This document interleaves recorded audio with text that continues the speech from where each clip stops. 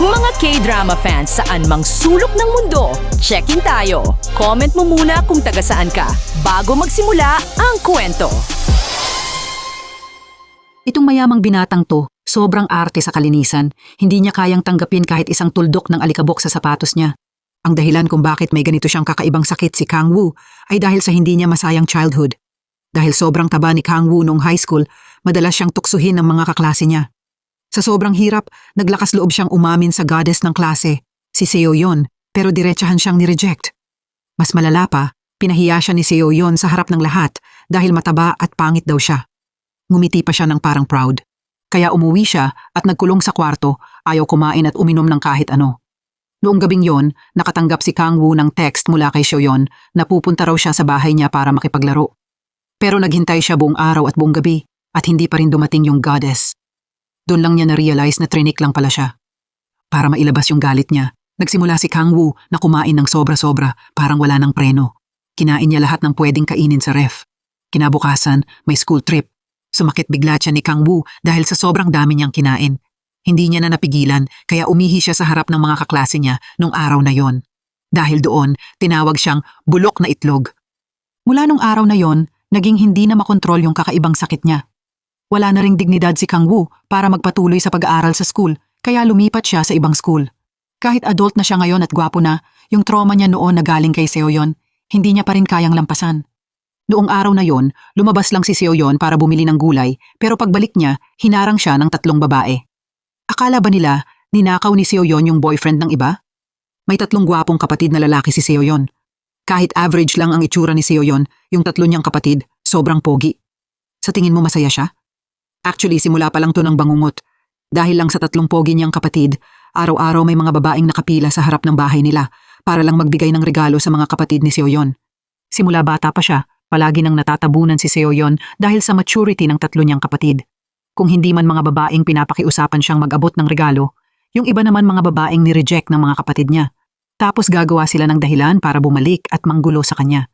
Kahit yung male god na gusto ni Seo Yeon, sinadya siyang lapitan dahil gusto pala yung panganay niyang kapatid. Lumaki si Seo Yeon sa sobrang pressure na nagkaroon siya ng sakit na nagpapahate sa kanya sa ganda. Pakiramdam niya, lahat ng gwapong lalaki masamang tao. Walang pwedeng pagkatiwalaan. Yung pangit lang daw ang tunay na love. Kaya ang standard ni Seo Yeon sa paghahanap ng boyfriend, yung pinaka-ordinaryong tao lang. At noong araw na yon, lumabas lang si Seo Yeon para bumili ng gulay. Hindi niya alam kung alin sa mga kapatid niya yung nasa labas at nananahi ng love para sa anak ng iba. Hinarang si Seo Yeon ng 3 babae na inakala siyang love rival nila. Sanay na si Seo Yeon sa ganitong eksena kaya ayaw na niya magpaliwanag ng mahaba. Pero wala talagang magandang balak yung mga babaeng to. Hindi nila pwedeng palampasin si Seo Yeon. Hindi na sila nagsalita ng marami. Lumapit agad yung 3 at sinimulan nilang hatakin buhok ni Seo Yeon. Mabilis na nagpaliwanag si Seo Yeon na kapatid lang siya nung lalaking gusto nila, pero hindi sila naniwala kahit konti. Gusto pa ring lumaban ni Seo Yeon hanggang dulo, pero hindi niya kaya yung 3. Sa huli, napadapa pa rin siya sa lupa at binugbog ng 3 babae. Pag uwi ni Seo Yeon, wasak na lahat yung gulay na binili niya. Parang pinagtripan din buong katawan niya, parang pulubi. Yung good mood niya buong umaga, sinira ng 3 kapatid niya. Sumigaw si Seo Yeon at tinawag niyang sabay-sabay yung 3 niyang kapatid. Umupo siya at tinanong sila kung sino yung gumawa nun. Pero tahimik lang silang lahat at tinakpan pa nila ang isa't isa. Pagkakita noon, galit na galit si Seo Yeon at dinampot yung phone niya. Gusto niyang kumuha ng pangit na pictures ng 3 niyang kapatid para i-post online para makita kung may magkakagusto pa sa kanila. Pero kahit anong kuha ni Seo Yeon, mas gwapo pa rin sila sa personal. Inis na inis si Seo Yeon at naghanda ng leksyonan yung 3. Nakita to ng panganay at pangalawang kapatid, kaya tumakbo sila. Yung bunso, si Seo Jun, na itulak sa sofa at binugbog ni Seo Yeon. Pagkatapos niyang leksyonan si Seo Jun, sinipa pa siya ng diretsyo, kaya napahandusay sa sahig yung 2 niyang kapatid sa sakit. Dahil araw-araw siyang nakikipag-compete sa mga kapatid niya, sobrang okay yung pangangatawan ni Seo Yeon. Nakatulong din to para maging PE teacher siya. Pero sa magkakapatid, pinakamalas talaga si Seo Jun. Tuwing may gulo yung mga kapatid niya, siya palagi yung napapalo. Tapos sa school pa siya nag-aaral kung saan nagtatrabaho si Seo Yeon. Kaya tuwing gusto ni Seo Jun magpaka-cool, nahuhuli siya ni Seo Yeon. Noong araw na yon, sumasayaw siya sa klase tulad ng lagi. Pinalibutan siya ng maliit na grupo ng mga babaeng fans at nagsisigawan. Pero nung paangat na sana siya para hubarin yung shirt niya, Nakita niya si Seoyeon na nakatitig sa kanya mula sa malayo.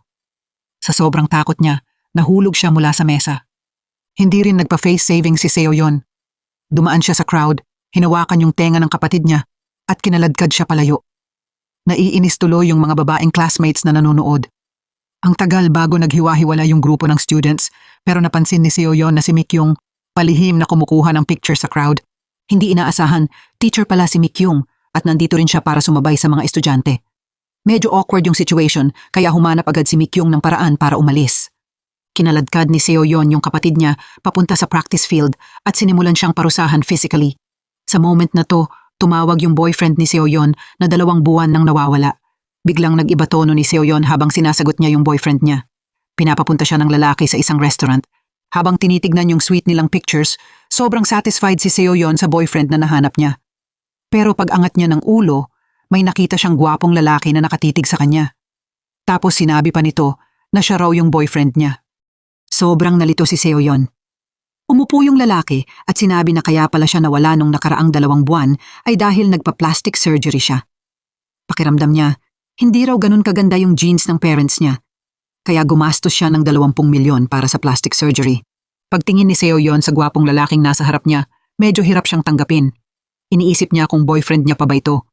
Kahit medyo ayaw ni Seoyeon sa gwapong lalaki, boyfriend niya to na siya mismo ang pumili. Kaya hindi siya pwedeng magkamali. Sino mag-aakalang sa susunod na segundo makikipag-break yung boyfriend niya dahil pakiramdam niya hindi na raw siya worthy para sa kanya. Gumastos siya ng 20 milyon sa plastic surgery kaya kailangan daw niyang humanap ng mayamang babae. Pumunta si Seoyeon sa bar ng kapatid niya para uminom at ibuhos yung sama ng loob. Nangako siyang hindi na ulit hahanap ng gwapong boyfriend. Tapos sa kalasingan niya, gusto niyang hanapin yung charm niya sa mga lalaking nasa paligid. Panay sulyap siya at pucker ng lips sa lalaking nasa kaliwa. Yung nakakasuya niyang itsura na paatras agad yung lalaki at umalis. Kahit medyo napahiya si Seoyeon, hindi pa rin siya kumbinsido kaya yung lalaki sa kanan naman ang tinarget niya. Yung pagpikit niya at pagkunot ng noo, akala ng mga tao may facial spasm siya. Sa parehong galaw, yung mga natitira, hindi na nga tumingin kay Seoyeon. Tinalikuran siya agad at tumakbo palayo sa eksena. Medyo hindi matanggap ni Seoyeon. Sinabi niyang bulag daw yung mga lalaki ngayon. Sobrang ganda at cute niya pero ayaw sa kanya. Pero isang sinabi lang ng kapatid niya, biglang nawalan ng laban si Seoyeon. Yun pala, yung bar na binuksan ng kapatid niya, gay bar. Yumuko si Seoyeon sa hiya. Tapos dahil lasing, isinakay siya ng kapatid niya sa taxi. Pero sa kalagitnaan, hindi na niya napigilan. Bumaba siya at nagsuka. Sa moment na to, may malas na taong lumapit kay Seoyeon. Hindi inaasahan, yung taong yun pala yung taong pinahiya niya noong bata pa siya, si Kang-woo. Nandito si Kang-woo at nagsiselfie, pero si Seoyeon may daladalang timba ng tubig at walis at sinimulan niyang linisin yung suka niya. Hindi sinasadya, natamaan niya yung paa ni Kang-woo. Pagyuko ni Kang-woo at nakita niyang nabasa ng maruming tubig yung sapatos niya, bigla siyang nagulat at nagpanik. Lumingon si Kang-woo at nakita niyang papalapit na yung malaking walis sa mukha niya. Kaya sa sobrang takot, bumagsak siya sa lupa. At si Seoyeon naman dahil lasing, wala siyang idea kung ano yung sinisigaw ng lalaki.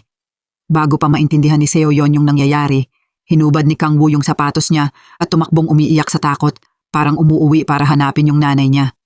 Nakatayo lang si Seoyeon na parang natulala. Tinitignan yung kakaibang ekspresyon ni Kang-woo, pero pakiramdam niya, sobrang pamilyar niya.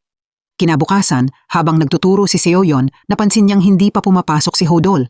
Kaya pumunta si Seoyeon para hanapin yung homeroom teacher at tanungin yung sitwasyon, pero binaliwala lang siya ng homeroom teacher. Pinagalitan pa niya si Seoyeon.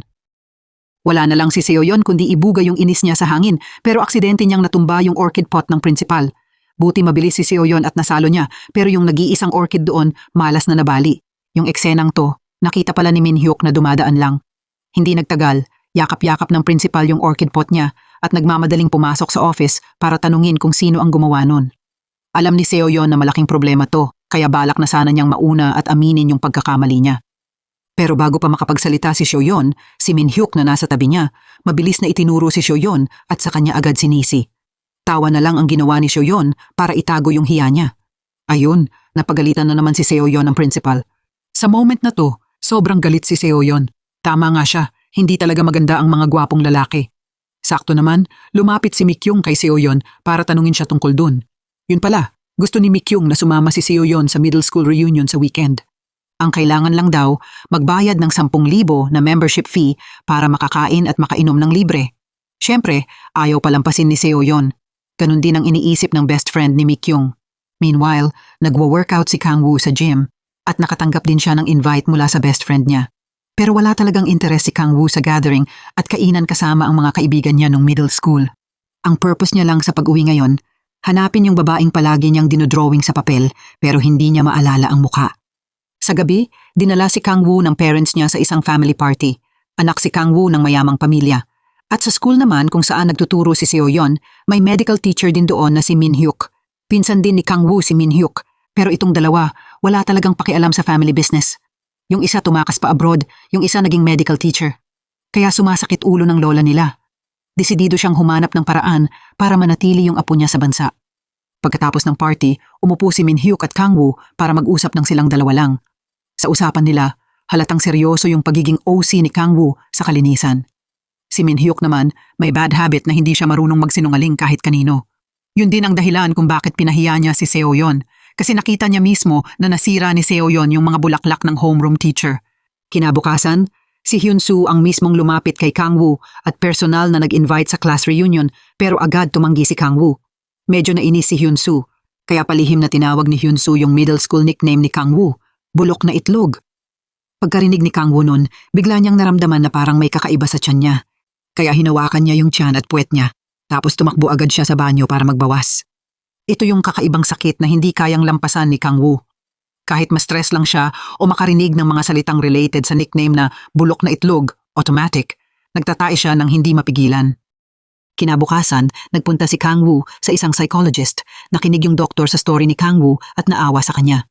Sinabi ni Kang Woo sa doktor na madalas niyang naiisip yung isang babae pero kahit anong pilit niya, hindi niya maalala ang mukha nito. Kaya hanggang ngayon, hindi pa siya nakakaranas ng love. Pagkatapos maintindihan yung sitwasyon, sinabi ng psychologist kay Kang Woo na kung gusto niyang malampasan yung trauma niya, kailangan niyang harapin ng diretso yung pinagmulan ng problema. Pagkarinig nito, nagdesisyon si Kang Woo na sumama sa class reunion. Ang goal ni Kang Woo, harapin yung mga kaibigang ng asar sa kanya noon. After maraming years ng effort at pag-gym, sobrang gwapo na ngayon si Kang Woo. Pagdating niya sa barbecue restaurant kung saan nagtipon lahat, agad napunta sa kanya yung tingin ng lahat. Kahit yung mga nang asar sa kanya noon, nilapitan pa siya at nakipag-usap. Nabusog tuloy yung pride ni Kang Woo. Pero may isang babae sa sulok ng room na parang wala lang sa kanya. Paulit-ulit pa siyang sumisingit para mag-order ng pagkain sa waiter. Nainis si Kang Woo, kaya tumayo siya, lumapit sa babae at tinanong kung sino siya. Pero nung nakita niya ng maayos yung mukha nito, naalala niya na yung babaeng hindi niya mabuo sa isip. Si Seo Yeon pala na nasa harap niya. Si Seo Yeon din yung goddess na nang-reject kay Kang Woo dati. Akala ni Kang Woo, sapat na yung pagbabago niya sa paglipas ng mga taon para ma-attract si Seo Yeon. Pero hindi niya in-expect na allergic talaga si Seo Yeon sa mga gwapong lalaki. As in, dead ma siya sa mga banat ni Kang Woo. Yung pakiramdam na pinahiya na naman siya, tinamaan ulit yung self-esteem niya. Dahil sa tension, parang nagkaroon ng chemical reaction yung katawan niya. Pinilit ni Kang Woo kontrolin ang sarili niya, tapos dahan-dahan, hakbang kada hakbang, papunta siya sa restroom. Pero nakita ni Kang Woo na sobrang dumi ng restroom. Hindi niya talaga matanggap. Kaya tumakbo siya palabas at nagsimula siyang maghanap ng banyo sa daan. Hirap na hirap siyang makahanap, pero tuluyan siyang nawalan ng kontrol mismong sa labas ng pinto. Nakatayo si Kang Woo doon para magbawas. Sa huli, si Hyun Soo pa rin yung nag-drive para sunduin si Kang Woo. Nakaupo si Kang Woo sa passenger seat na hubad yung pang-ibaba. Tumingin lang siya sa bintana habang may isang luhang tumulo dahil sa sobrang despair. Pagkatapos maranasan yung matinding kahihiyan na hindi na makatulog si Kang Woo. Sa kalagitnaan ng gabi, dinala ni Kang Woo yung portrait ni Seo Yeon para magpatingin ulit sa psychologist. Pakiramdam ni Kang Woo yung sakit niya at lahat ng dahilan nito dahil kay Seo Yeon. Kahit makita lang niya si Seo Yeon, kinakabahan na agad si Kang Woo. Nagre-react din yung katawan niya nang hindi niya namamalayan. Sinabi ng psychologist kay Kang Woo na kung matatalo niya lang yung babaeng to, sa kanya malalampasan yung sakit niya. Kaya nagdesisyon si Kang Woo na siya ang gagalaw. Kailangan niyang pagbayarin yung babaeng nagpaabot sa kanya sa ganito. Kinabukasan sa auto shop ng kapatid ni Seo Yeon, may pumasok na babae na punit-punit ang damit at nakatsinelas. May dala siyang malaking bag sa katawan niya. Ang dugyot at sabog ng dating niya. Hindi kinaya ng kapatid ni Seo Yeon pagtingin pa lang. Kaya inutusan niya agad yung sales staff na paalisin siya para hindi raw makaabala sa ibang customers. Pasuray-suray yung babae papunta sa isang luxury car. Pagkahawak niya sa kotse, nandidiri yung sales staff at paulit-ulit itong pinunasan. Nung binuksan niya yung pinto para mag-test drive, pinigilan siya ng sales staff at sinabing kailangan muna ng appointment bago pumasok. Sinabihan din siya na magpa-appointment na lang next time. Bago pa makareact yung babae, itinulak na siya palabas. Hindi aakalain ng partner o ng sales staff na yung dugyot na itsura niyang babae, anak pala ng mayamang pamilya. Dahil pinaalis siya, napatingala na lang siya sa langit sa inis. Hindi niya alam kung saan pupunta, kaya sa park na lang siya umupo. Binuksan niya yung backpack niya at tiningnan yung cash sa loob, tapos napabuntong hininga. Sabi niya, ang boring daw ng mundo ngayon, yung hindi ka na nga makapag-spend ng pera. Umupo siya sa park at umorder ng mahigit 10 fried chicken dishes kasi gusto niyang matikman lahat ng flavors. Nakita niyang nakatitig yung delivery man sa kanya, kaya mabait siyang nag-offer at binigay yung fried chicken kay Hodol para kainin. Si Hodol naman, dahil sa sabog niyang itsura, natakot si Hodol na baka kulangin siya ng pambayad. Tapos binuksan ng babae yung purse niya. Sa tumpok ng cash sa loob, parang wala lang, kumuha siya ng 2 bills at inabot kay Hodol. Hindi makapaniwala si Hodol. Napasungaw pa siya para i-check kung tama ba yung nakikita niya. Sakto, biglang sumugod si Seoyeon at hinawakan si Hodol. Yun pala, estudyante ni Seoyeon si Hodol kasi lagi siyang nagkukating ng walang dahilan. Sinadya ni Seoyeon na sunduin siya para ibalik sa school. Habang pinagsasabihan ni Seoyeon si Hodol, yung isa pang babae, hindi alam ang nangyayari, kaya dinampot niya yung helmet niya at diretsyong hinampas si Seoyeon sa ulo. Akala niya, human trafficker si Seoyeon. Pagbagsak ni Seoyeon, narinig niya yung delivery man sa tabi na tinatawag si Seoyeon na teacher. Doon lang na-realize ng babae na nagkamali siya. Buti na lang, maganda yung pangangatawan ni Seoyeon, kaya mabilis siyang nagising. Nagsorry din yung babae kay Seoyeon. Pagkatapos nilang alamin yung sitwasyon ni Hodol, nalaman ni Seoyeon na kaya siya huminto sa pag-aaral at nagpa-part-time ay dahil homeless siya, kaya kailangan niyang kumita para mabuhay. Pagkatapos malaman ni Seoyeon yung kalagayan ni Hodol, walang alinlangan niyang isinama si Hodol pauwi sa bahay niya. Sinabi rin ni Seoyeon na estudyante niya si Hodol, kaya pananagutan niya hanggang dulo. Meanwhile, si Kang-woo naman sa kabila, nagpaplano na rin ng revenge kay Seoyeon. Una, pinakiusapan ni Kang-woo si Hyun-soo na ayain si Seoyeon, kunwari bilang classmate. Akala ni Kang-woo, dahil sa gwapo niyang mukha at kakaibang charisma niya, siguradong mapapa-inlove niya si Seoyeon ng todo. Kaya sa dinner table, nagkunwari si Kang-woo na sobrang lalim ng confession niya kay Seoyeon. Sabi niya, simula nung nabigo yung confession niya nung middle school, hindi niya raw siya nakalimutan kasi secret daw na minahal ni Kang-woo si Seoyeon sa loob ng 15 taon.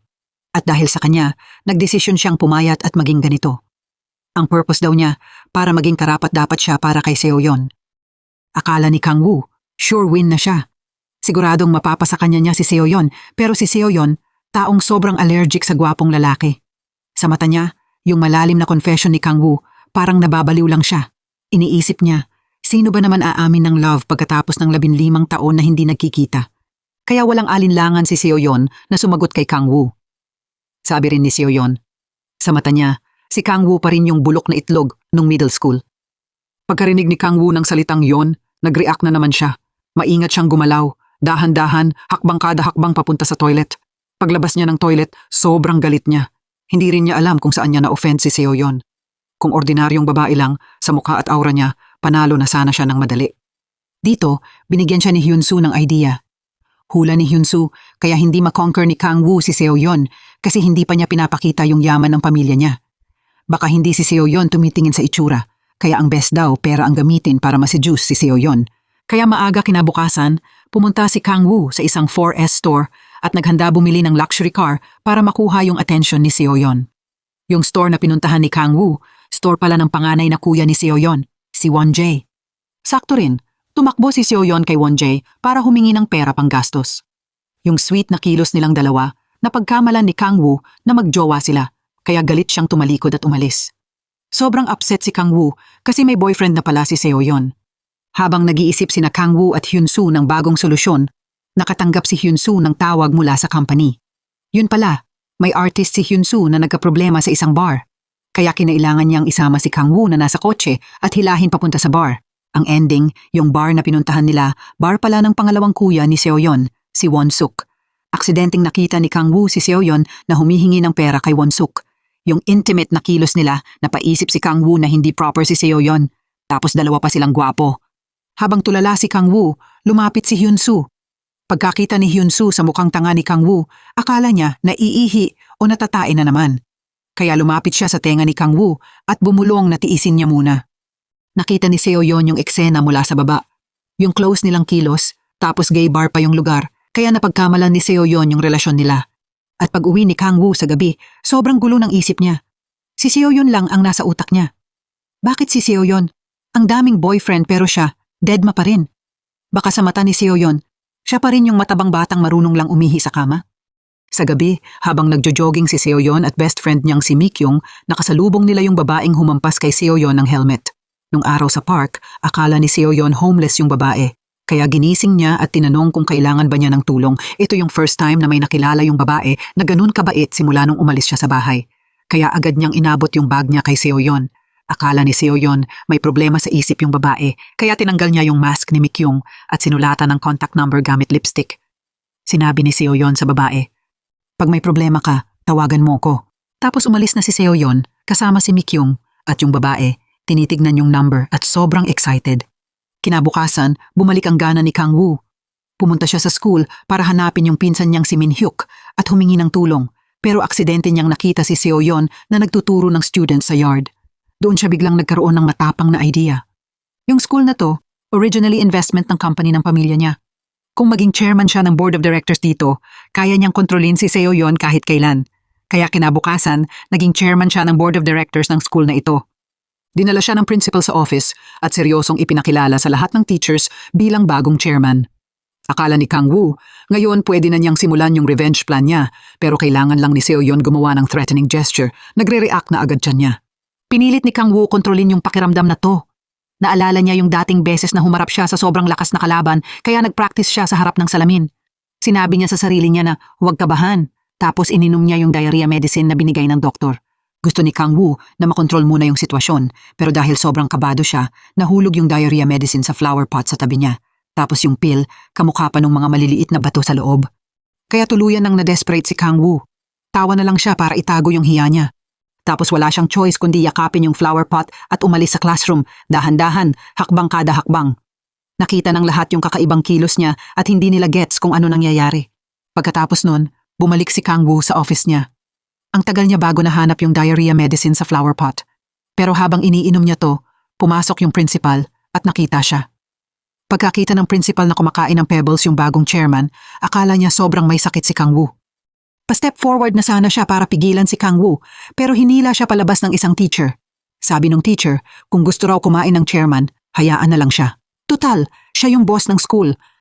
Nung hapon, para salubungin yung bagong chairman, nagtipon lahat ng teachers sa barbecue restaurant para kumain. Ang hindi inaasahan, si Kang-woo, hindi lang sobrang malinis, may OCD pa siya. Pagkakita niya ng isang pirasong samgyup na sobrang taba, ginamit niya yung gunting para tanggalin lahat ng taba. Nag-lecture pa siya na yung taba ng inihaw, puro fat daw. Hindi raw maganda sa health kainin. Dahil dito, nawalan agad ng gana yung lahat sa grilled meat. Tiniis na lang ni Seo-yeon ng paulit-ulit. Iniisip niya, since inimbitahan siya ng chairman, kakain na lang siya. Pero nung kagat pa lang ni Seo-yeon sa unang bite niya, nagsimula na naman manggulo si Kang-woo. Sabi niya, masyadong matapang daw yung amoy ng inihaw, kaya inakay niya lahat palabas ng grilled meat place at dinala sa isang sosyal na western restaurant. Sobrang saya pa ng lahat sa classy na environment, pero si Kang-woo umorder ng plato-plato na puro gulay. Para kay Seo-yeon na mahilig sa karne, hindi ito katanggap-tanggap. Kaya sumabog siya mismo sa dining table. Nag-away ng malala si Seo-yeon at Kang-woo. Pero after niyang kumalma saglit, na-realize niya na masyado siyang impulsive. Tutal, boss na niya ngayon si Kang-woo, kailangan niyang bigyan ng konting face. Kaya sa advice ng best friend niyang si Mi-kyung, si Seo-yeon na mismo ang lumapit kay Kang-woo para mag-sorry. Sinabi ni Seo-yeon na hindi naman kailangan na tense sila palagi sa future. Mas okay kung makakasundo sila. Tinanggap ni Kang-woo yung apology ni Seo-yeon. Wala na rin siyang balak pahirapan pa siya. Akala ni Seo-yeon tapos na yung issue. Pero nung araw na yon, aksidenteng nasugatan yung daliri ni Kang-woo kaya napakamot siya sa ulo at natamaan yung sugat. Dahil doon, parang lumabas tuloy na naka-middle finger siya. Sakto namang nakita to ni Seo-yeon. Sa mata ni Seo-yeon, malinaw na pangaasar yun. Kaya galit na galit siyang sumugod at idinikit si Kang-woo sa pader. Bumilis yung tibok ng puso ni Kang-woo dahil sa ginawa ni Seo-yeon. Sa panic, tumakbo na lang siya palayo sa eksena. Dahil umalis yung big boss, wala nang choice yung principal kundi siya ang magbayad. Akala niya, konting vegetarian dishes lang naman, hindi mahal. Pero nung nakita niya yung bill, sobrang gulat siya. Isang table na puro gulay, umabot ng 3 buwan na sweldo niya. Sa huli, nung nag-swipe siya ng credit card, pinagtawanan pa siya ng mga tao sa ilalim niya kasi kulang daw yung balance. Dito, si Kang Woo, na kanina pa mabilis ang tibok ng puso, bumalik na naman sa psychologist.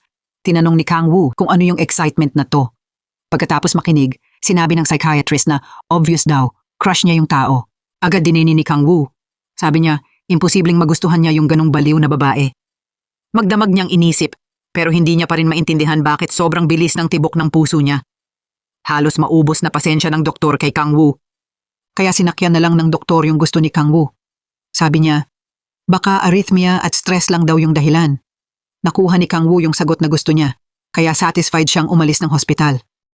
Pero kinabukasan, papunta sa school, aksidenteng nakasalubong ni Kang Woo si Seo Yeon. Pagkakita pa lang niya kay Seo Yeon, bumilis na naman yung tibok ng puso niya. Pati yung mata niya, napapatingin sa kanya nang hindi niya namamalayan. Sobrang uncomfortable siya. Para maiwasan yung sakit na to, nagdesisyon si Kang Woo na huwag na muna pumasok sa school.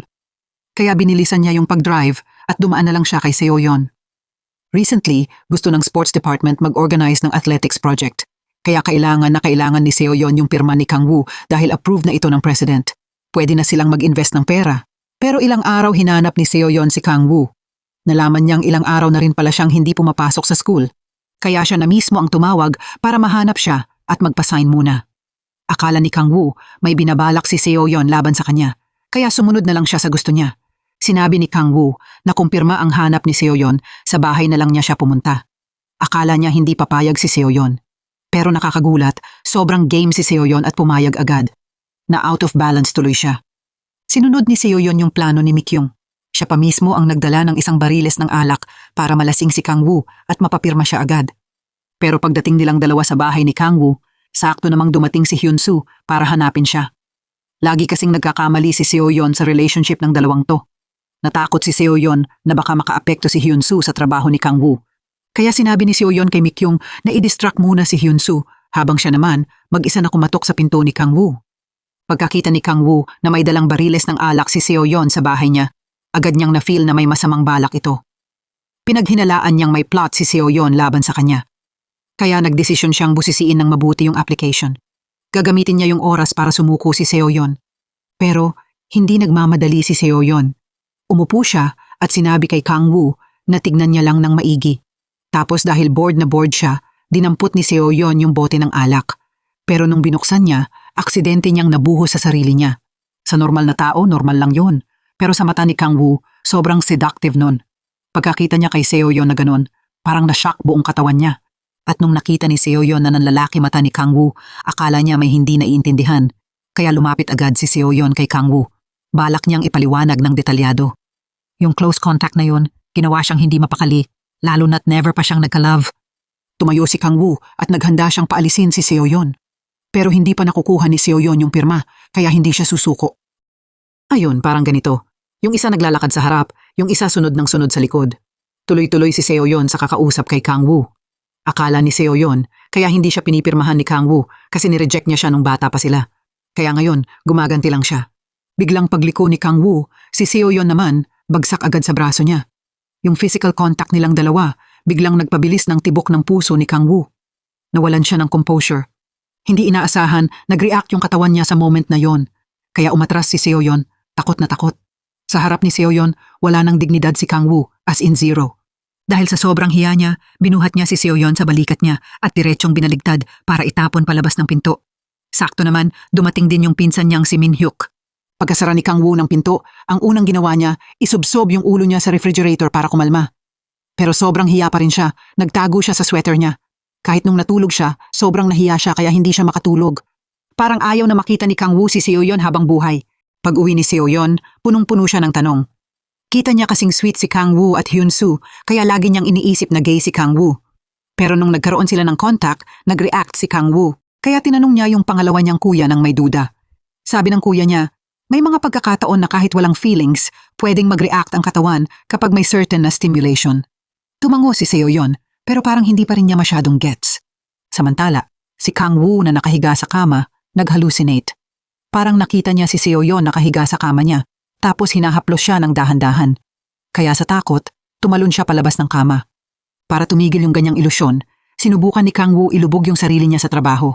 Ayaw niyang mag-isip ng kung ano-ano. Pero hindi niya namamalayan, dinodrawing na naman niya si Seo-yeon. Kaya napaisip si Kang Woo na baka nababaliw na siya. Later on, niyaya si Kang Woo ng lola at nanay niya para kumain sa labas. Pagdating niya, nalaman niyang blind date pala to na arranged. Pero this time, hindi tumanggi si Kang Woo kasi naisip niya matagal na siyang walang contact sa babae. Kaya siguro ganun yung naramdaman niya kay Seo-yeon. Pero habang tinitignan niya yung babae na eleganting kumakain, bigla niyang naalala si Seo-yeon, yung itsura niyang kumakain ng komportable, walang arte, walang alinlangan. Pag naisip niya to, kusa na lang umangat yung sulok ng bibig niya. Doon parang na-realize ni Kang Woo na totoong na-in-love na siya kay Seo-yeon. Pero habang mas naiisip niya kung gaano siya napahiya sa harap ng taong gusto niya, mas lalo siyang nalulungkot. Sakto, may kailangan si Seo-yeon sa restaurant. Kaya nakita niya si Kang Woo na naka-blind date sa ibang babae. Pero dahil disappointed yung itsura ni Kang Woo at parang wala siyang pakialam sa babaeng katabi niya, nahulaan ni Seo-yeon na pinilit lang siya ng pamilya niya sa blind date. Mas lalo tuloy siyang naniwala na si Kang Woo, mahal talaga si Hyun-soo. Biglang may kaharap siyang sobrang gandang babae, pero hindi siya natitinag. Paano pa? Nagsimula tuloy maawa si Seo-yeon kina Kang Woo at Hyun-soo. Napabuntong hininga siya. Sabi niya, ang hirap daw talaga para sa dalawang to na magkasama. Nung gabing yon sa bar, nakita ulit ni Seo-yeon yung dalawa na parang intimate. Mas lalo tuloy siyang sure na tama yung iniisip niya. Si Kang Woo naman, dahil sure na siyang gusto niya si Seo-yeon, kinabukasan nung pumasok siya sa school, bumili siya ng malaking bouquet ng rosas, ready na siyang umamin kay Seo-yeon. Pero habang palapit siya ng palapit, mas lalo siyang natatakot. Naalala niya na sobrang close si Seo-yeon dati sa manager ng 4S store at close din sa owner ng bar. Tapos dati pa, diretsahan siyang nireject nung umamin siya. Yung trauma niya nung bata pa siya, unti-unting nagpa-develop sa kanya ng inferiority complex. Takot siyang masaktan ulit yung pride niya. Paglingon ni Seo-yeon para tignan si Kang Woo, itinapon ni Kang Woo yung bouquet ng rosas sa bintana. Tapos mabilis siyang tumalikod at umalis. Natulala sina Seo-yeon at Mi-kyung sa kakaiba niyang ginawa. Pag-uwi ni Kang Woo nung gabi, nag-isip siya ng mabuti. Kailangan niyang gumawa ng perfect na confession plan bago niya ligawan si Seo-yeon, kung hindi, malamang marireject na naman siya. Si Hyun-soo na nasa tabi niya, nagbigay ng advice. Sabi ni Hyun-soo, lahat daw ng babae gusto ng romantic na eksena sa movies. Basta i-rent niya buong amusement park o gumawa ng sobrang romantic na atmosphere, madaming babae ang matitinag. Kinabukasan sa training ground, iniisip pa rin ni Kang Woo kung aamin ba siya kay Seo-yeon o hindi. Sakto, tumakbo si Seo-yeon papunta sa kanya at nakita yung problemado niyang itsura. Akala niya may problema siya sa relasyon nila ni Hyun-soo. In-encourage siya ni Seo-yeon na kapag may goal na siya, kailangan lang niyang subukan. Ang meaning nun, parang sinasabi niya na dapat maging matatag si Kang Woo sa love niya. Nagets ni Kang Woo yung sinabi ni Seo-yeon. Mas lalo pang lumakas feelings niya para sa kanya. Kaya matapang niyang ginawa yung first step. Inaya niya si Seo-yeon na magkita sila sa gabi. Sinunod ni Kang Woo yung advice ni Hyun-soo na ispoil yung interest ng girlfriend niya at i-rent yung buong sportswear store. Sabi niya, gift daw to para sa lahat ng nasa track team. Tapos doon siya nag-confess kay Seo-yeon. Sabi ni Kang Woo, hindi daw niya kailangan ng ibang babae dati. Pero ngayon, kung makakasama niya siya, doon lang daw niya mahahanap yung tunay niyang sarili. Pagkarinig ni Seo-yeon sa, hindi ko kailangan ng ibang babae at sasama ako sa'yo. Parang may naintindihan agad si Seo-yeon. Akala ni Seo-yeon, gagawin lang siyang cover ni Kang Woo para hindi na siya i-arrange ulit ng pamilya niya sa blind date. Para makasama niya si Hyun-soo forever. Kaya maingat na tinanong ni Seo-yeon si Kang Woo kung pag sila raw ang magkasama, hindi ba magagalit si Hyun-soo. Nalito si Kang Woo sa tanong na yon. Hindi niya gets kung ano sinasabi niya. Nag-isip siya saglit tapos akala niya may ibang intention si Seo-yeon kay Hyun-soo. Hindi sila magkaintindihan kaya lalong lumalim yung misunderstanding nila. Pumalya na naman yung confession ni Kang Woo. Kaya pag uwi niya, binugbog ni Kang Woo si Hyun-soo. Nang marinig ni Hyun-soo na si Seo-yeon daw gusto siya, nalito si Hyun-soo kasi akala ng babae, gay siya. Pero bakit gusto siya ngayon? Pero si Seo-yeon, nag-isip ulit, tapos kumatok pa rin siya sa pinto ni Kang Woo sa kalagitnaan ng gabi. Sabi ni Seo-yeon, pumapayag siya sa confession niya kasi akala niya, acting lang yung pagiging magkasama nila. Handang tumulong pa rin siya. Sa moment na to, hindi talaga maintindihan ni Kang Woo yung takbo ng isip ni Seo-yeon. Nihag niya si Seo-yeon ng sobrang emosyonal. Akala niya, pagkatapos niyang habulin si Seo-yeon ng sobrang tagal, successful na rin siya sa wakas. Sobrang na-touch siya na gusto na niyang ibigay yung first kiss niya. Habang palapit ng palapit yung mukha niya, natakot si Seo-yeon at paatras ng paatras. Akala niya, kahit acting lang, gusto ni Kang Woo gawin na parang totohanan. Kaya galit niyang kinurot yung pisngi ni Kang Woo at sinabihan siya na huwag siyang sumobra. Na-realize din ni Kang Woo na parang masyado siyang bigla. Kaya nagsorry agad siya kay Seo-yeon at nagdesisyon na ihatid na lang siya pauwi. Pagdating nila sa bahay ni Seo-yeon, bumalik bigla sa isip ni Kang Woo yung childhood memories niya. Naalala niya nung bata siya, pumunta siya para bigyan si Seo-yeon ng snacks. Nakita niya yung tatay ni Seo-yeon. Noon, sobrang natakot siya kaya tumakbo siya at nadapa. Lumapit ng mahinahon yung tatay ni Seo-yeon para alagaan siya at tinuruan siya kung paano itali yung sintas ng sapatos niya. At mula noon, hindi na raw ulit naluwag yung sintas niya. Nung kinuwento niya to kay Seo-yeon, sabi rin ni Seo-yeon na yung tatay niya, tinuruan din siya magtali ng sintas simula bata pa siya. Pareho silang hindi namamalayan na iniunat nila yung isang paa nila. Tinanong ni Kang Woo si Seo-yeon kung dito pa rin ba nakatira yung tatay niya. Gusto talaga niyang bumisita sa tatay niya. Pero nung nabanggit ni Kang Woo yung tatay niya, biglang nalungkot yung mukha ni Seo-yeon. Sakto, dumating yung pangalawang kuya ni Seo-yeon, si Won-suk, na nagda-drive pa uwi. Nakita ni Kang Woo na ito yung lalaking sobrang intimate kay Seo-yeon sa bar at ngayon parang hinahabol pa siya dito. Kaya pumwesto si Kang Woo sa pagitan nilang dalawa bilang boyfriend ni Seo-yeon. Tapos inangkin niya si Seo-yeon sa hindi magandang tono sa harap ni Won-suk. Nagalit tuloy si Won-suk kaya nag-away silang dalawa sa pintuan. Narinig ng panganay na kuya ni Seo-yeon, si Won-jae, yung ingay kaya lumabas din. Nakita ni Kang Woo na siya yung lalaking nasa 4S store kaya agad niyang tinanong si Seo-yeon kung anong ginagawa ng batang to dito. Pagkarinig nun, hindi rin natuwa si Won-jae. Ayun, nag-init agad ulo nilang tatlo at nagtalo ng malala. Nasa gilid si Seo-yeon, paulit-ulit na nagpapayo at nagpapaliwanag, pero wala ring effect. Kaya dumagdag na naman yung malaking misunderstanding. Nung na-realize ni Kang Woo na magkakapatid pala yung tatlo, agad siyang nagsisi sa ugali niya kanina. Biglang nawala yung pagka-arogante ni Kang Woo. Pagkatapos, tinanong ni Won-jae kung ano ba relasyon nila. Sabi ni Seo-yeon, middle school classmates lang sila. Pero hinawakan ni Kang Woo kamay ni Seo-yeon at sinabi niyang in love sila. Pero hindi naniwala sina Won-jae at Won-suk kasi alam nilang ayaw ng kapatid nila sa gwapong lalaki. Ayaw na ni Seo-yeon pahabain yung awkward na usapan kaya gumawa siya ng dahilan at minadaling paalisin si Kang Woo sa pinto. Nung nalaman ni Kang Woo na yung dalawang gwapong lalaki ay mga kuya ng girlfriend niya, mas lalo siyang sumaya. Tumalon siya at umupo sa sofa pero nagulat siya kay Hyun-soo na tahimik lang palang nasa tabi niya. Kita ni Hyun-soo na sobrang saya at kilig ni Kang Woo kaya alam niyang totoong gusto niya si Seo-yeon. Pero hindi maintindihan ni Hyun-soo kung anong cute kay Seo-yeon at bakit sa dami ng babae si Seo-yeon pa yung pinili niya. Pero diretsahan sinabi ni Kang Woo na dahil maganda si Seo-yeon. Napaisip tuloy si Hyun-soo na baka may problema sa mata si Kang Woo. Mas nakakatakot pa, pakiramdam ni Hyun-soo may problema rin sa utak si Seo-yeon. Hindi niya kayang sabihin na gusto niya si Kang Woo, kaya todo kontra si Hyun-soo sa panliligaw ni Kang Woo. Pero later on, nalaman ni Kang Woo na magkasama na sila. Kinabukasan, maaga pa lang, naghihintay na si Kang Woo sa baba para sunduin si Seo-yeon para sa date.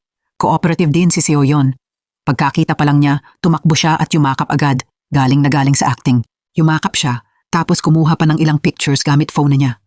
Habang nag-e-enjoy si Kang Woo at pahag na sana siya ng mahigpit, bigla siyang binitawan ni Seo-yeon at sumakay sa kotse. Yun pala, lahat ng ginawa niya, pretend lang. Pero sa moment na to, baliw na baliw si Kang Woo sa love. Akala niya, successful na niyang na-conquer si Seo-yeon. Kaya sobrang saya at excited siya hanggang namula yung mukha niya. Afternoon, sa first day ng date nila, picture sila ng picture saan man sila pumunta. Sa mata ng ibang tao, sobrang sweet nilang couple, parang totohanan. Sobrang good mood din si Kang Woo dahil sa pagiging proactive ni Seo-yeon. Una, nung bumalik siya sa trabaho sa school, naging mas gentle at friendly siya sa principal at homeroom teacher. Para bumawi sa nangyari last time na hindi siya nagbayad, siya pa mismo ang nag-invite sa dalawang to para kumain. Pero medyo alangan yung principal kasi akala niya siya na naman magbabayad. Hindi nagtagal, nalaman ni Seo-yeon mula kay Won-suk na hindi pala ganun yung relationship ni na Kang Woo at Hyun-soo. Hindi pala sila homosexual couple. Pagkarinig ni Seo-yeon nito, pakiramdam niya niloko siya, kaya agad siyang pumunta sa rooftop ni Kang Woo. Bago pa makareact si Hyun-soo, sinipa na siya ni Seo-yeon palayo. Tapos ginamitan niya siya ng leg clamp para kontrolin siya. Sa lakas ni Seo-yeon, napilitan si Hyun-soo umamin na nag-imbento lang siya ng mga kwento para lokohin si Seo-yeon. Pagkatapos turuan ng leksyon si Hyun-soo, si Seo-yeon na sobrang galit, si Kang Woo naman ang tinarget. Pagkaalis ni Seo-yeon, gusto sana ni Hyun-soo gamitin yung phone niya para sabihan si Kang Woo na tumakbo. Pero napansin niyang parang hindi na niya magalaw yung braso niya. Hindi niya man lang mapulot yung phone na nahulog sa sahig. Galit na hinanap ni Seo Yon si Kang Woo at tinanong siya kung bakit niya ginawa yun. Sobrang childish daw niya. 15 taon na ang nakalipas, may grupo ng mga lalaki na nagtipon. Tumaya sila na kung sinong makakakonfess kay Seo Yon ng successful, may makukuha silang tigi-ilang milyon. Narinig ni Seo Yon yung usapan. Tapos later, nakatanggap si Seo Yon ng confession mula kay Kang Woo. Akala niya, joke lang lahat yon. Mas lalo siyang nagalit kasi best friend ang tingin ni Seo Yon kay Kang Woo, pero nakisali raw siya sa pang-aasar sa kanya. Kaya ni-reject niya si Kang Woo at pinagalitan pa niya. Nung nalaman ni Kang Woo na yun pala ang dahilan kung bakit siya ni-reject noon, hindi siya nagulat, nadismaya siya. Yun pala, ganun lang siya sa mata ni Seo Yon noon. Pero sa totoo lang, hindi siya nakisali sa bet noon. Yung tapang niyang pag-confess kay Seo Yon, dahil lang to sa pakiramdam niya, iba si Seo Yon sa ibang babae. Hindi siya mga asar dahil mataba siya, at hindi siya iiwas tulad ng iba, kundi totoong ituturing siyang kaibigan. Kaya doon siya nagka-feelings. At yung confession niya, sobrang sincere talaga. Samantala, si Hyun-soo, pagbaba niya mula rooftop at kinakaladkad yung injured niyang braso pabalik sa room, may naramdaman siyang nakakatakot na aura sa likod niya. Paglingon niya, si Kang Woo pala, nakatitig sa kanya na sobrang galit. Sa sobrang takot ni Hyun-soo, tumakbo siya diretso sa office niya. Paglock ng pinto, nagkubli na lang siya sa likod ng pinto. Pero hindi mapigil yung galit ni Kang Woo. Hinawakan ni Kang Woo yung kwelyo ni Hyun-soo. Hindi niya inexpect na yung tinuring niyang mabuting kapatid, lalabas at mag-iimbento ng kwento tungkol sa relasyon nila, tapos ngayon nawala pa yung girlfriend niya. Sa galit ni Kang Woo, sinabi ni Hyun-soo na kahit bugbugin pa siya ni Kang Woo, mahirap pa rin mawala yung puot sa puso niya. Pero bakit nga ba biglang nagkamali ng isip si Seo Yon tungkol kay Kang Woo? Sa pag-iisip nito, nagdesisyon si Kang Woo na tapusin na yung bulag niyang pagmamahal. Kailangan niyang turuan ng leksyon yung babaeng to. Kaya kinabukasan, ginamit ni Kang Woo yung authority niya para ilipat si Seo Yon at gawin siyang assistant niya. Kung hindi susunod si Seo Yon kay Kang Woo, ipapaalis niya raw siya sa school at kukuha ng bagong gym teacher. Wala nang choice si Seo Yon kundi pumayag. Pagkatapos nun, inutusan ni Kang Woo si Seo Yon na maghugas ng kotse niya. Sinadya rin niyang kunwari kausap niya yung psychologist sa restaurant para mabilad sa araw si Seo Yon sa labas. Sa gabi, nung nagtipon yung mga teachers mula sa company at school para kumain at uminom, sinadya niyang hindi pa inumin si Seo Yon na mahilig sa alak. Inutusan niya si Seo Yon na siya yung magdadrive pa uwi later, pero hindi talaga kaya ni Seo Yon. Kahit dinilaan lang niya yung konting alak na natapon sa kamay niya sa party, hindi na niya nakontrol sarili niya. Kaya inom siya ng inom ng isang baso pagkatapos ng isa pa, hanggang sa sobrang lasing niya, napunta siya sa gilid ng kalsada at nakikipaglaro na sa lupa. Kahit sinabi ni Kang Woo na tuturuan niya siya ng leksyon, hindi pa rin niya napigilan maawa kay Seo Yon. Pinunasan niya yung putik sa mga kamay niya. Pagkalipas ng ilang araw na paghihiganti ni Kang Woo kay Seo Yon, medyo napuno na si Seo Yon. Habang lasing siya, sinigawan at pinagalitan niya si Kang Woo ng todo. Pagkatapos niyang magmura at maglabas ng sama ng loob, napasandal siya at nakatulog. Buti na lang nasalo agad siya ni Kang Woo kaya hindi siya bumagsak. Habang nasa braso niya si Seo Yon, hindi na alam ni Kang Woo kung anong gagawin niya sa kanya. Biglang sumulpot si Min Hyuk at hinila si Seo Yon papunta sa kanya. Hindi na raw kaya ni Min Hyuk na nakikitang pinapahirapan ni Kang Woo si Seo Yon ng ganito. Tapos maingat niyang inilagay si Seo Yon sa kotse. Doon na-realize ni Kang Woo na gusto pala ni Min Hyuk si Seo Yon pero ayaw niya marinig kaya tinakpan niya yung tenga niya. Pero pinilit pa rin ni Min Hyuk sabihin. Ayun, nag-away yung dalawang malalaking lalaki sa gitna ng kalsada. Pagkatapos nilang magtalo at lumingon ulit, nakaalis na pala si Seo Yon mag-isa sa kotse dahil lasing siya. Kinabukasan, wala nang maalala si Seo Yon. Kaya si Seo Yon mismo ang lumapit kay Mikyung. Sa malabo niyang alaala, parang naaalala niya na parang nasaktan niya si Kang Woo. Sa moment na to, nagtaksi si Kang Woo papasok sa school. Pagkakita ni Seo Yon sa kanya, bigla siyang nag-react at naalala niyang parang nasa kanya yung susi ng kotse ni Kang Woo. Tapos si Kang Woo, diretsong lumapit kay Seo Yon at inabot sa kanya yung isang bote ng gamot pampawala ng hangover. Pagkatapos nun, tumalikod siya at umalis nang walang sinabi. Pero sa mata ni Seo Yon, parang hindi siya tiwala. Iniisip niya kung may lason ba yung bote ng gamot. Kaya silang tatlo, pumunta sa infirmary at pinalibutan yung bote ng gamot ng matagal. Pakiramdam nila, may sakit ata si Kang Woo. Pero kahit tinitigan nila ng tinitigan, walang tanda na binuksan na yung takip. Wala nang choice si Seo Yon kundi tiisin at inumin. Recently, laging pinapahirapan si Seo Yon ni Kang Woo. Kahit yung sakim na principal at homeroom teacher, sinasadya ring pahirapan siya. Akala nila totoo yung sinabi ni Chairman Kang Woo, na si Seo Yon ang pinakawalang ginagawa sa school kaya dapat siya ang gumawa ng maraming extra. Kaya sinadya nilang utusan si Seo-yeon na maglakad ng kung ano-anong errands. Tutal, hindi naman siya gusto ni Chairman Kang-woo. Yung homeroom teacher, nangaasar pa. Nagpapabos ang dating parang, ano magagawa mo sa amin? Kahit masakit sa loob ni Seo-yeon, para lang hindi siya mawalan ng trabaho, napilitan siyang sumunod at gawin yung mga trabahong hindi naman kanya. Pagkaalis ng mga tao, bumaba si Kang-woo mula sa kabilang hagdan. Parang narinig niya yung usapan. Tumingin siya sa principal at homeroom teacher sa taas na parang, yung babaeng to, akin lang ang may karapatang pahirapan. Halatang maling tao ang ginulo ng principal at homeroom teacher. Tapos diretsyong nilapitan ni Kang-woo si Seo-yeon at inagaw yung karton sa kamay niya sa kagalit na itinapon sa mismong mesa ng principal.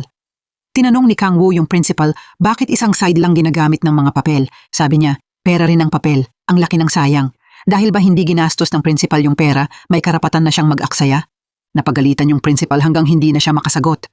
Tapos dineklara ni Kang-woo sa harap ng lahat na mula ngayon, si Seo-yeon ay naka-duty 24 na oras at bawal siyang utusan ng ibang tao ng kung ano-ano. Pero imbes na magpasalamat si Seo-yeon sa pagprotekta niya, mas lalo pa siyang nainis at napuot kay Kang-woo.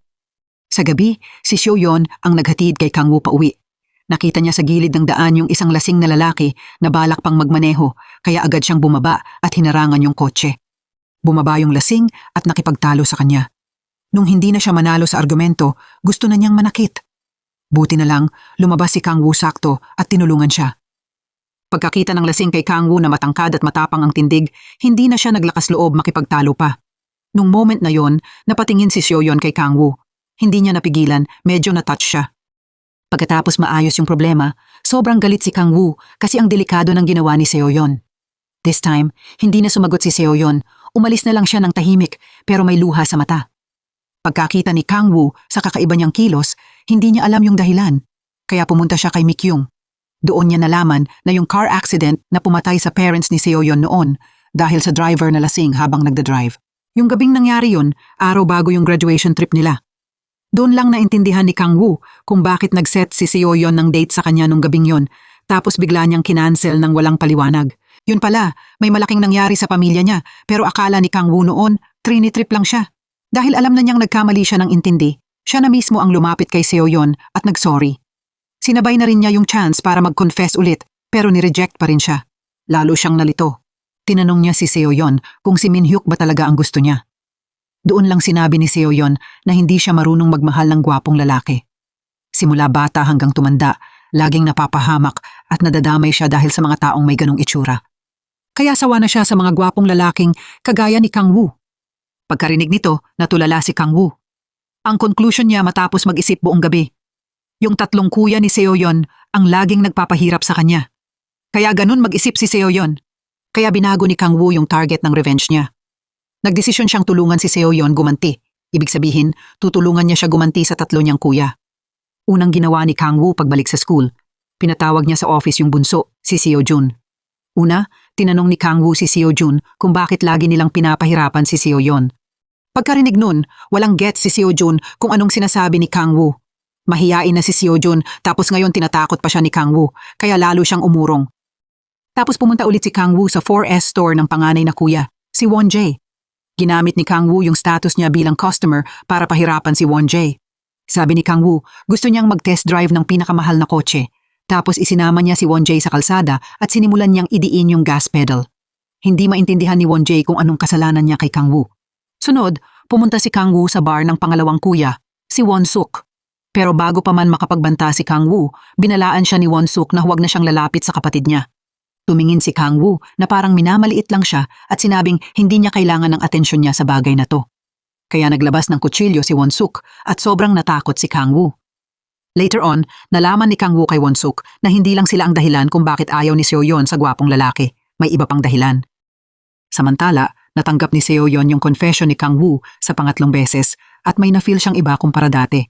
This time, parang gumagalaw ulit puso niya. Pero lagi pa ring iniisip ni Seo-yeon na baka trinitrip lang siya ni Kang-woo. Kaya ginamit niya yung confession na parang joke para itest yung hula niya. Pumunta siya kay Mi-kyung. Inanalyze ni Mi-kyung na yung relationship ni na Hyun-soo at Kang-woo noon, sinadya lang imbentuhin ni Hyun-soo. Si Kang-woo, wala talagang alam. At dahil sa mga recent na concern ni Kang-woo kay Seo-yeon sa school, pwedeng sabihin na totoong feelings yung kay Kang-woo. Pagkarinig nito, lalo pang hindi mapakali si Seo-yeon. Kahit saan siya pumunta, pumapasok sa isip niya yung image ni Kang Woo na nagko-confess sa kanya. Sa mga sumunod na araw, hindi na nagpakita si Kang Woo sa school. Naging uncomfortable tuloy si Seo-yeon.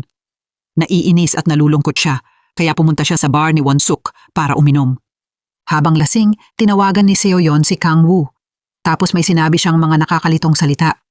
Pagkakita ni Won-suk, agad niyang inagaw yung phone sa kamay niya.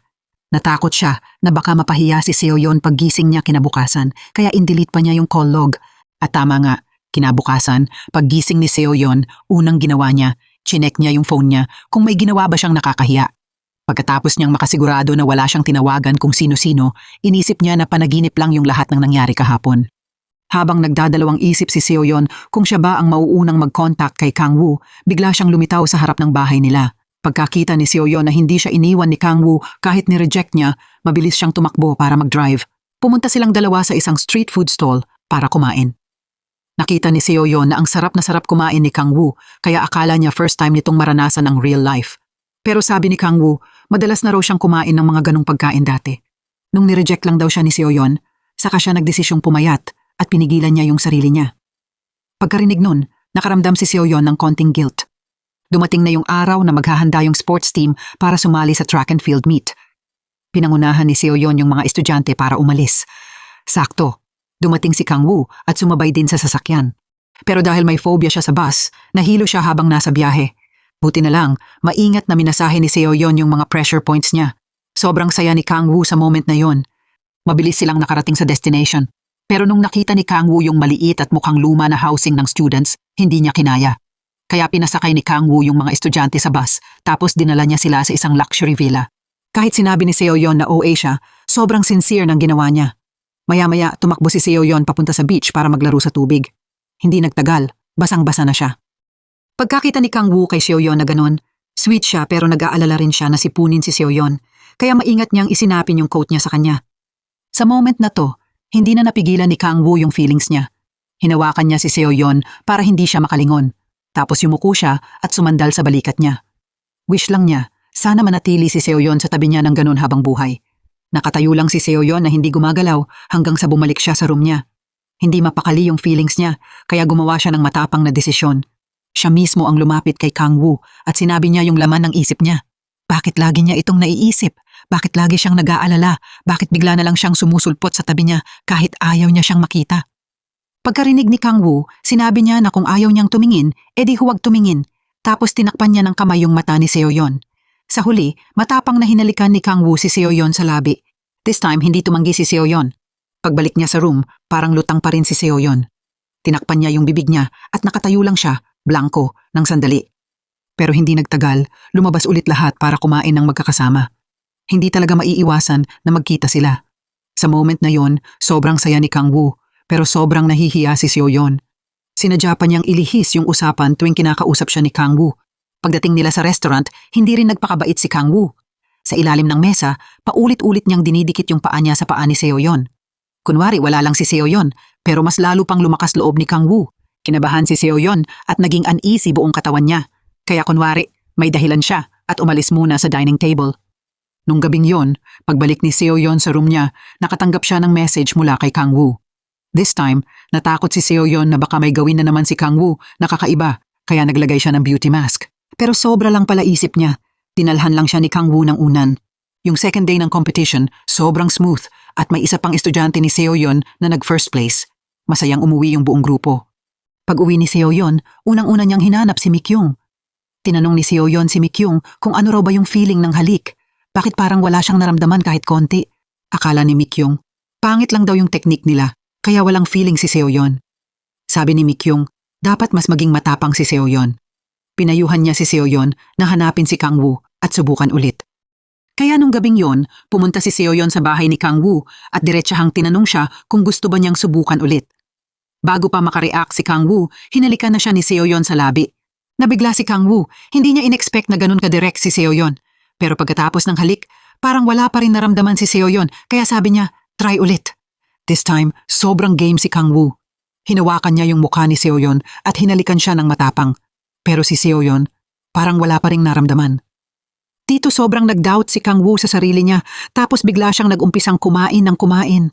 Wala na siyang pakialam sa image niya. Kahit may tumapon na pagkain sa kanya, hindi niya pinansin. Para sa taong sobrang OC sa kalinisan tulad niya, sobrang malaking shock nun. Samantala, sa kabilang banda, umamin si Minhyuk kay Seoyeon, pero wala talagang feeling si Seoyeon para sa kanya. Mas lalo pa nga niyang naiisip si Kangwoo. Doon unti-unting na-realize ni Seoyeon na parang gusto niya talaga si Kangwoo, kaya si Seoyeon na mismo ang lumapit kay Kangwoo at nagyaya ng date. At ayun, whole day silang nag-date. Nag-roller coaster sila, nag-picture-picture, at nanood pa ng sweet na movie na parang typical couples. Sa moment na to, na-confirm ni Seoyeon yung feelings niya. Nagdesisyon siyang maging official na sila. Pag-uwi ni Kangwoo, sobrang excited siya na nilagay niya yung picture nilang dalawa sa tabi ng kama niya tapos nakangiting natulog. Pero hindi ganun kaganda yung gabi ni Seoyeon, na naginip siya ng masama. Kaya nung pumunta yung nanay ni Kangwoo kay Seoyeon at sinabihan siyang makipag-break kay Kangwoo, pumayag siya agad, walang alinlangan. Yung biglang pagbabago ng ugali ni Seoyeon overnight dahil naalala niya yung aksidente na pumatay sa parents niya. Yung car accident na ikinamatay ng parents niya nangyari daw nung gabing yon dahil sa kanya. Noong araw na yon, pinilit ni Seoyeon na pumunta para mag-sorry kay Kangwoo. Kaya sinama niya yung parents niya, pero sa daan, may nakasalubong silang lasing na driver kaya nagka-aksidente. Tinakpan siya ng tatay niya gamit katawan niya para iligtas siya. Kaya siya nakaligtas. Halos makalabas si Seoyeon sa kotse, pero yung next moment, dumulas yung kotse ng parents niya papunta sa tubig. Hindi niya matanggap yung nangyari kaya nawala yung memory niya sa gabing yon. Pakiramdam niya kasalanan niya lahat. Naniniwala siyang malas siya. Hindi na alam ni Seoyeon paano haharapin si Kangwoo. Kaya nung nag-request yung nanay ni Kangwoo, pumayag siya agad. Nalito tuloy yung nanay ni Kangwoo. Hindi pa nga niya na ilalabas yung envelope na handa niya, pumayag na agad si Seoyeon. Umuwi siya na malungkot ang muka. Pagkakita ng lola, akala ni lola hindi nag-work yung usapan. Pero nung narinig niyang pumayag si Seoyeon ng walang alinlangan, sobrang nagulat siya. Pagkatapos noon, si Seoyeon na mismo ang lumapit kay Kangwoo at nagsuggest ng breakup. Pero si Kangwoo, sobrang passionate pa sa love stage niya, kaya hindi siya pumayag. Kaya niyakap niya si Seoyeon na parang nagpapabebe at yung eksenang to nakita ng nanay niya. Nagkunwari yung nanay ni Kangwoo na first time niyang makita si Seoyeon at masigla siyang lumapit para batiin siya. Pero matalino si Kangwoo at agad niyang naramdaman na may mali. Doon niya na-realize kung bakit bigla na lang gusto makipag-break ni Seoyeon. Yun pala, nakialam yung nanay niya ng palihim. Nagmamadaling nag-deny yung nanay niya at sinabing hindi raw siya kailanman nag-care tungkol sa family background ni Seoyeon. Basta mahal nila isa't isa at masaya sila, okay na yun. Ayaw daw niyang magkaroon ng away sa mag-ina dahil lang sa babae. Pagkarinig nun, sinakyan ni Kangwoo yung pagkakataon at tinanong kung susuportahan ba niya sila ni Seoyeon. Wala nang choice yung nanay niya kundi palampasin muna. Pero pagkatapos, palihim na nakipagkita yung nanay ni Kangwoo kay Seoyeon at sinabi na huwag naman daw biglaan yung breakup. Pero pakiramdam ni Seoyeon, mas okay na maging decisive. Kaya wala ring magawa yung nanay ni Kangwoo. Tinanong ng nanay ni Kangwoo si Seoyeon kung ano bang kulang kay Kangwoo at bakit kailangan pa niyang makipag-break. Pero sabi ni Seoyeon, hindi problema si Kangwoo. Dahil daw to sa sobrang layo ng family background nila. Pakiramdam ni Seoyeon, hindi siya bagay kay Kangwoo. Pagkarinig nito, hindi pumayag yung nanay ni Kangwoo kay Seoyeon. Parang nakalimutan niya na ang original purpose niya dapat ay paghiwalayin sila. Sabi niya, kung tugma ba o hindi yung family background nila, mga elders na raw ang bahalang mag-decide. Pakiramdam niya, sobrang bagay silang dalawa. Kaya pumayag na rin siya sa huli. Bago pa makasagot si Seoyeon, mabilis na siyang umalis. Si Kangwoo, medyo naintindihan na rin kung bakit gusto makipag-break ni Seoyeon. Kaya nagpunta siya sa therapist para humingi ng advice. Tinanong niya yung therapist kung anong gagawin niya kung gusto makipag-break ng girlfriend niya dahil sobrang gwapo at sobrang yaman daw niya. Nagalit ng sobra yung therapist sa narinig niya. Pagkatapos kumalma, sinabi ng therapist kay Kangwoo na sa panahon na to, mas mabuti raw na huwag muna niyang makita si Seoyeon. Bigyan niya raw ng oras para kumalma. Kung gusto talaga makipag-break ni Seoyeon, wala raw siyang magagawa para pigilan.